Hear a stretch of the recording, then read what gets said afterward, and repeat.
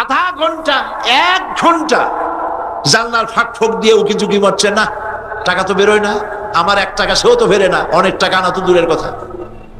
দারোয়ান পিছন থেকে এসে গলা চেপে ধরছে, এই বেটা পজিশন নিয়ে কি দেখিস, চোর না ডাকাত? কয় ভাই আমি চোর না ডাকাত না, আমি শুনছিলাম টাকায় নাকি টাকা টানে, সেই জন্য আমার পকেটে 1টা টাকা ছিল, সেই টাকাটা ছুড়ে মারলাম, প্রায় 1 ঘন্টা হয়ে গেছে, অনেক টাকা তো দূরের কথা, আমার আসল টাকাটাও ফেরে না। দারোয়ান কয় যে আসলে বেটা কথা তো ঠিকই শুনছো, টাকা টাকা টানে, তোমার 1টা টাকা অনেক টাকা টানিয়ে ধরছে, ওরা আবার বাইরে উপায় নাই। তো গরিবের টাকা ধনীরা চিরকাল এভাবে শোষণ করে, এই শোষণের বিরুদ্ধে ইসলাম কথা বলেছে। তাই ধনাঢ্য ব্যক্তিরা তাদের পুঁজিকে টিকায় রাখার জন্য চিরকাল সরকারকে টাকা দিয়ে টিকায় রাখার চেষ্টা করেছে। জনগণ চায় না সরকারকে, কিন্তু বিত্তশালীরা কোটি কোটি টাকা দিয়ে তাদেরকে প্রতিষ্ঠিত করার জন্য আবহমান কাল থেকে চেষ্টা করে আসছে। ধনীরা এভাবে চেষ্টা করলো, আর বাধা দিল একদিকে রাষ্ট্রশক্তি, আর একদিকে বাধা দিল ধনাঢ্য ব্যক্তি, আর একদিকে বাধা দিল ধর্মের নামের এক শ্রেণীর ব্যবসায়ের দল। ওরা কারা? ওদের সম্পর্কে কোরআন শরীফ বলছে, ইন্না কাসীরাম মিনাল আহবারি ওয়ার রুহবান লা ইয়াকুলুনা আমওয়ালান নাস বিল বাতিল ওয়া ইয়াসুদ্দুনা আন সাবিলিল্লাহ। আহলে কিতাবের মধ্যে এক শ্রেণীর পীর দরবেশ জাতীয় লোক এরকম আছে যারা জনগণের মাল বাতিল পন্থায় ভক্ষণ করে। কে বলছেন এ কথা? কে বলছেন? আল্লাহ পাক জনগণের টাকা বাতিল পন্থায় গ্রহণ করে, বাতিল পন্থায় খায়। এখানেই শেষ না, তারা আরো এক ধাপ এগিয়ে ওয়াসুদ্দুন আন সাবিলিল্লাহ।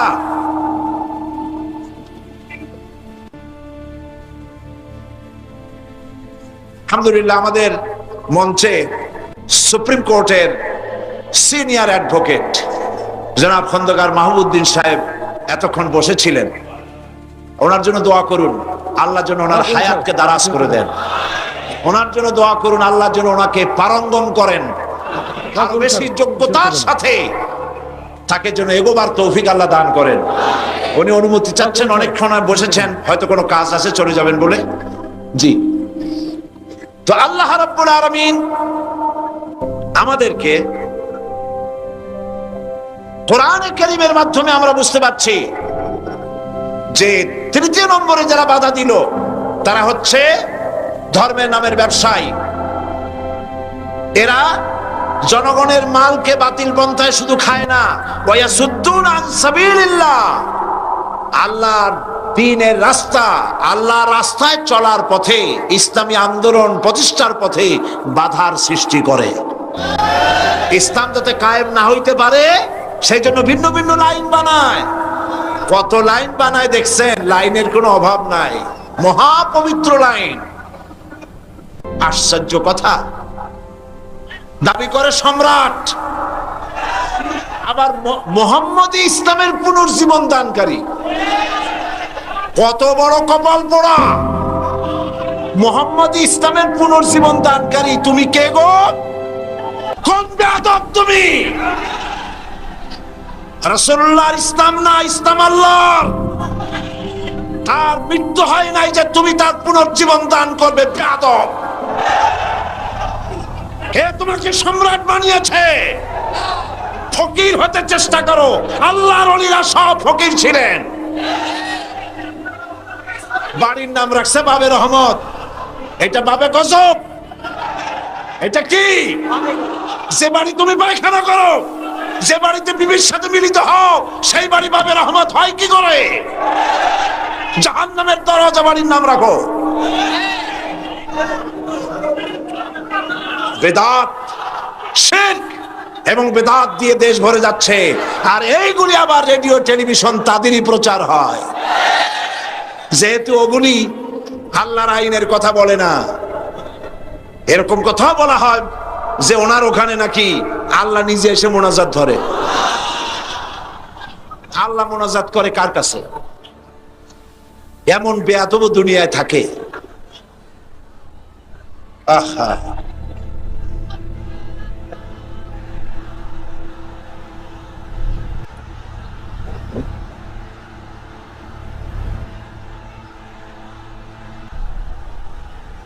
সুতরাং আজ এক শ্রেণীর ব্যবসায়ী নিজেদের ব্যবসার জন্য তারা এই বেদাত এবং শিরক চালু করছে, শিরকের কথা চালু করছে, বেদাত চালু করছে।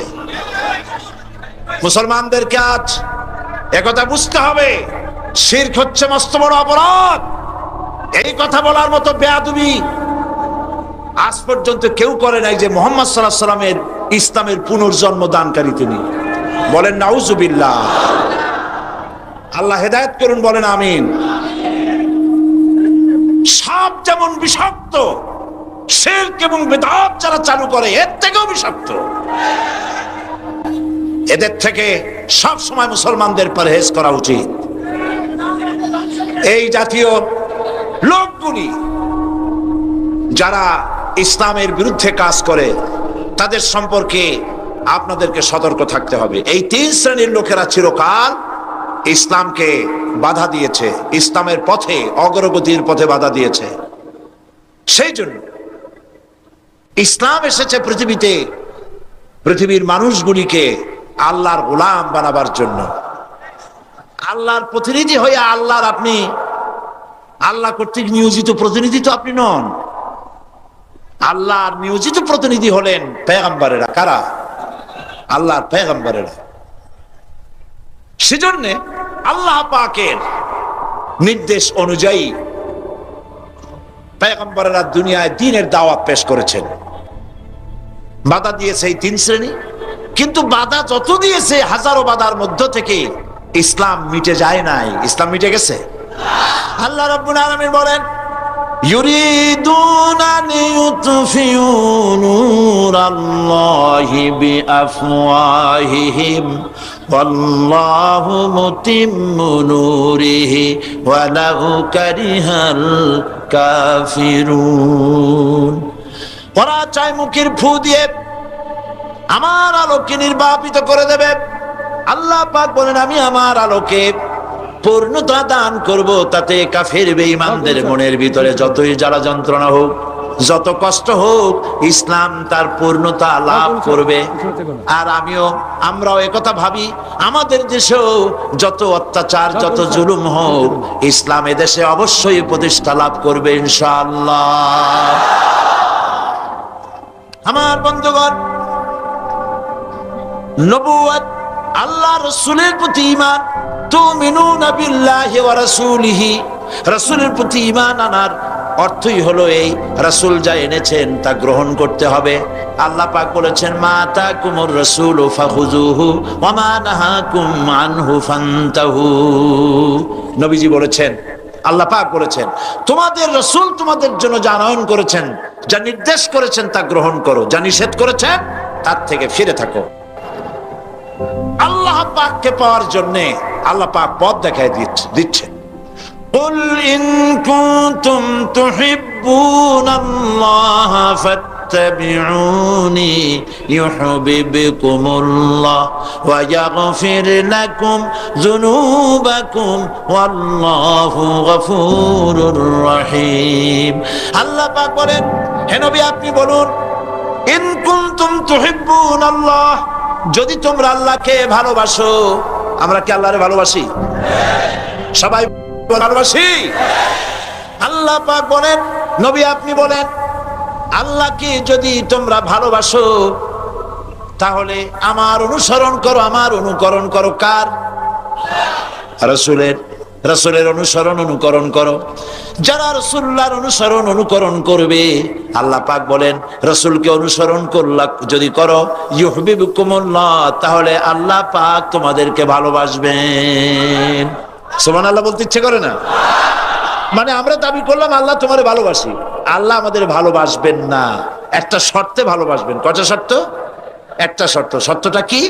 শর্ত হচ্ছে রাসূলের অনুসরণ করো। কার? পা থেকে শুরু করে মাথা পর্যন্ত রাসূলের অনুকরণ করো। তাহলে কি হবে? আল্লাহ তোমাদেরকে ভালোবাসবেন। সুবহানাল্লাহ। শুধু ভালোবাসবো না, আল্লাহ পাক বলেন, ويغفر لكم ذنوبكم والله غفور رحيم। শুধু ভালোবাসবো না, তোমাদের জিন্দেগীর সমস্ত গুনাহ খাতা আমি আল্লাহ মাফ করে দেব। বিশ্বকবি, কবি সম্রাট আল্লামা ইকবাল এই ব্যাপারে আয়াতের ব্যাখ্যায় তিনি বলেন, কি মুহাম্মদ সে ওয়াফা তূনে তু হাম তেরে হে, কি মুহাম্মদ সে ওয়াফা তূনে তু হাম তেরে হে, ये जहां चीज ही क्या लोहो कलम तेरे है। মুহাম্মদ সাল্লাল্লাহু আলাইহি ওয়াসাল্লামের সঙ্গে যদি তোমার মহব্বত জুড়ে যায়, তার অনুকরণ অনুসরণ যদি তুমি করতে পারো, আকাশ আর জমিন তো দূরের কথা, লৌহ কলম পর্যন্ত আল্লাহ তোমার জন্য করে দিবে। রাসূলের মতো হয়ে যাও, তার অনুসরণ তার অনুকরণ করো। নামাজ পড়বো কার মতো? বলেন কার মতো? রাসূলের মতো। জামা গায়ে দেবো কার মতো? দাড়ি রাখবো কার মতো? দাড়ি, নবীরও দাড়ি আছে, আবার কবিরও দাড়ি আছে। নবীর দাড়ি আর কবির দাড়ি, দুই দাড়ি তো এক না। দুই দাড়ি কে এক? দাড়ি রাখবো কার মতো? নবীর মতো। নবী যেমনি রাখতে বলছেন, কোন কথা আল্লাহ নবী বাদ দেন নাই। হাতের নখ কাটা থেকে শুরু করে রাষ্ট্র পরিচালনা পর্যন্ত সব আল্লাহর নবী শিখায় গেছেন। সুবহানাল্লাহ। রাষ্ট্র কেমনে চালাইবেন তা রাসূলুল্লাহ শিখান নাই? শিখান নাই? সব শিখিয়ে দিয়েছেন, কোনো জিনিস বাকি রাখেন না। এই জন্য অনুসরণ অনুকরণ হতে হবে সবটা মুহাম্মদুর রাসূলুল্লাহ সাল্লাল্লাহু আলাইহি ওয়াসাল্লাম। এটাই হচ্ছে ঈমান, রাসূলের প্রতি ঈমানের এটাই হলো দাবি। সেই দাবি পূরণ না করে রবিউল আউয়াল মাস যখন আসে, রবিউল আউয়াল মাসে সমস্ত লোকেরা একত্রিত হলো, ইয়া নবী সালাম আলাইকা, ইয়া রাসূল সালাম আলাইকা, ইয়া হাবিব সালাম আলাইকা। গরম গরম জিলাপি চললো, সব জিলাপি খায় শেষ করে দিল। ভাতখানায়, হে রাসূল আপনাকে আর কত ভালোবাসবো, আপনার মহব্বতে আমার শহরের সব মিষ্টির দোকান শেষ। এটা কি ভালোবাসা হইল? আবার নেতা নেত্রীরা, বড় বড় নেতা রবিউল আউয়াল মাস আসলে পরে তারাও মঞ্চে আসে, মঞ্চে এসে বলেন মুহাম্মদ সাল্লাল্লাহু আলাইহি ওয়াসাল্লামের আদর্শ ছাড়া কোনো উপায় নাই। আবার এই ব্যক্তি গৌতম বুদ্ধের জন্মবার্ষিকী উপস্থিত হয়ে বলে, গৌতম বুদ্ধের অহিংস নীতি পৃথিবীবাসীর বাঁচার একমাত্র পথ। রামকৃষ্ণ মিশনে কি ওই কথা বলে? কথা ঠিক কিনা? অনুকূল ঠাকুরের অনুষ্ঠানে গিয়েও সেই কথা বলে, আবার দুর্গা পূজায় গিয়েও বলে এটা বাঙালি জাতির উৎসব। নাউজুবিল্লাহ। আমি বুঝি না এরপরেও তার ধর্মমন্ত্রিত্ব থাকে কেমন। এইটা মাওলানা নামের কলঙ্ক। চাকরি রক্ষার জন্য, থামেন থামেন, চাকরি রাখার জন্য মানুষ এইভাবে নিজের ঈমান নষ্ট করে? আরে বাবা, দুর্গা পূজা হিন্দুর উৎসব। আমি 1,00,000 বার 1 কোটি বার বলবো, দুর্গা পূজার সাথে এই দেশের মুসলমানদের কোনো সম্পর্ক নাই। এটা মুসলমানদের অনুষ্ঠান নয়। তথাকথিত ওই মন্ত্রীর মৌলানা নাম, মৌলানা শব্দ দুর্ভাগ্যজনক ভাবে তার নামে লেগে গেছে, আর হইতে পারে এই মুসলমানদের জন্য নিশ্চয়ই নয়। এটা হিন্দু ভাইয়েরা তাদের ধর্ম পালন করুন, আমাদের আপত্তি নাই। আমরা ঈদ করি, তারা পূজা করবে, কিন্তু ওইটা আমার উৎসব, এই কথা কেন বলবো আমি? হিন্দুরা কি কোনোদিন বলে যে ঈদ আমাদের উৎসব? তো তুমি তোমার চাকরি রক্ষার জন্য এত পাও চাটো কেন? একটু লজ্জা টজ্জা থাকা উচিত, ঠিক কিনা? শরম থাকা উচিত, পার্সোনালিটি থাকা উচিত। এই সব মঞ্চে গিয়ে গৌতম বুদ্ধের প্রশংসা, তার আদর্শই ভালো, ওর আদর্শ ভালো, মুহাম্মদ সাল্লাল্লাহু আলাইহি ওয়াসাল্লাম আদর্শ ভালো, তাহলে পার্থক্য রইল কি? গোলালু মার্কা নেতা, গোলালু ভর্তায় চলে, চিংড়ি মাছে চলে, গোশতে চলে, মাছে চলে। গোলালু কোনো জায়গায় বলে না যে এটা দিয়ে আমারে হবে না। কাজী ওরে পূজায়, পূজার মণ্ডপেও চলে, ঈদের মাঠেও চলে, সব জায়গায় চলে, জাহান্নামেও চলবে।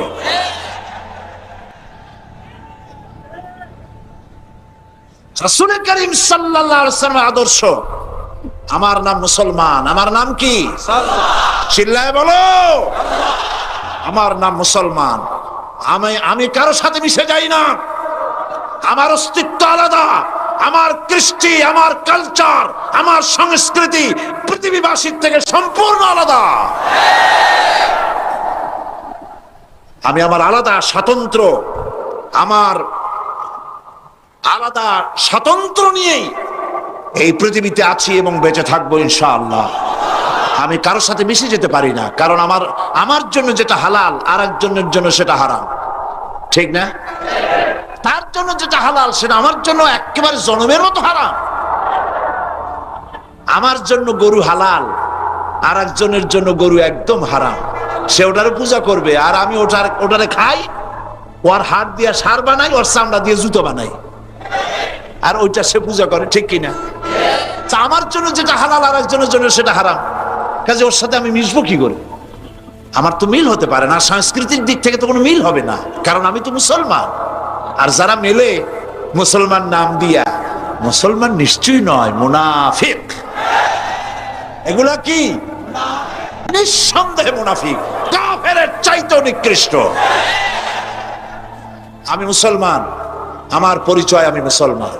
আমি মুসলমান হিসেবে বাঁচতে চাই, মুসলমান হিসেবে মরতে চাই, মুসলমান হিসেবে কিয়ামতে আল্লাহর দরবারে উঠতে চাই। এই কথাই আল্লাহ আমাকে শিখিয়ে দিয়েছে। আল্লাহ পাক আমাকে শিখাচ্ছেন, কুল ইন্না সালাতি ওয়া নুসুকি ওয়া মাহইয়ায়া ওয়া মামাতি লিল্লাহি রাব্বিল আলামিন। বলো, আমার নামাজ, আমার কুরবানি, আমার হায়াত, আমার মওত সব কার জন্য? জোরে বলুন, আল্লাহর জন্য। সে আল্লাহর জন্য চলতে হলে আল্লাহ রাসূলের অনুকরণ করতে হবে জীবনের সব ক্ষেত্রে। রাসূল করিম সাল্লাল্লাহু আলাইহি ওয়াসাল্লাম মক্কি জীবনে মানুষকে তাওহীদ বুঝাইছেন, শিরক বুঝাইছেন, আখিরাত বুঝাইছেন। মানুষকে বলে দিয়েছেন এক আল্লাহর দাসত্ব করবে, আল্লাহর সাথে কাউকে শরীক স্থাপন করবে না। ইন্না শিরকা লাযুলমুন আযীম, শিরক হচ্ছে মস্ত বড় জুলম, অত্যাচার। এই শিরকের কাছেও যাবে না। সুতরাং আল্লাহর আইন মানতে হবে, শিরক বর্জন করতে হবে, বিদআত ছাড়তে হবে, তাওহীদকে বিশ্বাস করতে হবে, আখিরাত ভিত্তিক জীবন যাপন করতে হবে। প্রত্যেকটি কাজ এবং কথার হিসাব আল্লাহর কাছে দিতে হবে, এই চিন্তা মাথার মধ্যে থাকতে হবে। এই কথাগুলি রাসূল করিম সাল্লাল্লাহু আলাইহি ওয়াসাল্লাম মক্কি জিন্দেগিতে মানুষকে বুঝাইছেন। 13 বছর লাগলো। মোট কয় বছর লাগছে? একজন প্রশ্ন করেছেন, আমার স্বামী প্রায় সময় বেকার বসে থাকে, মাঝে মধ্যে সামান্য ইনকাম করলেও তা যথেষ্ট নয়। এটা সহ বিভিন্ন কারণে আমাদের মাঝে প্রায় সময় ঝগড়া লেগেই থাকে। ঝগড়া এগুলো ফালাই দিয়ে না রাখে, লেগেই থাকে। এখন কিভাবে আমাদের সংসার সুখের হতে পারে দয়া করে জানাবেন কি? স্বামী বেকার কেন?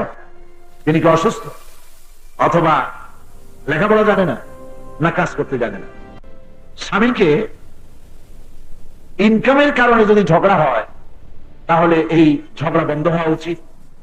যা আপনারা পান ওটার উপরে সবর করা উচিত, সবর এখতিয়ার করা উচিত এবং ঝগড়া কমানো উচিত। ঝগড়ায় সংসারে অশান্তি আসে, আর যা কামাই আসে তাতেও কোনো বরকত হবে না।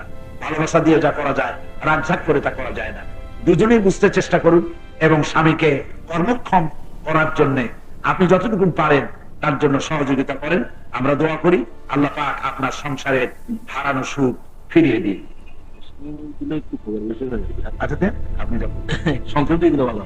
আমাদের জনাব অধ্যাপক মফিজুর রহমান সাহেব তিনি বলছেন, প্রশ্নের দিলে নাকি প্রশ্নের জবাবগুলি দিলে বেশি উপকার হয় মা বলতে। আমি আরো কয়েকটা প্রশ্নের জবাব দেই, তারপরে কিছু বলি। সতী নারী যদি নিশ্চিত হয় তার ইজ্জত হারাবে, তাহলে কি আত্মহত্যা করা উচিত হবে? আপনি নিশ্চিত কেমনে হবে? আপনি যেটাকে নিশ্চিত মনে করেন সেটা তো নিশ্চিত নাও হতে পারে, আত্মহত্যা করতে পারবেন না। হযরত ইউসুফ আলাইহিস সালাম তাকে যখন জুলাইখা প্রেম নিগড়ে আবদ্ধ করলো, উলঙ্গ ছবি দিয়ে ঘরটা ভরে রাখলো, দরজাগুলিতে তালা লাগায় রাখলো, পালাবার কোন রাস্তা নাই, নিশ্চিত ভাবে ইউসুফ আলাইহিস সালামের চরিত্র ধ্বংস হবে এমন একটি পরিস্থিতির মোকাবেলা তাকে করতে হলো। কিন্তু তিনি তো আত্মহত্যার পথের দিকে যান নাই। তিনি কি করেছিলেন?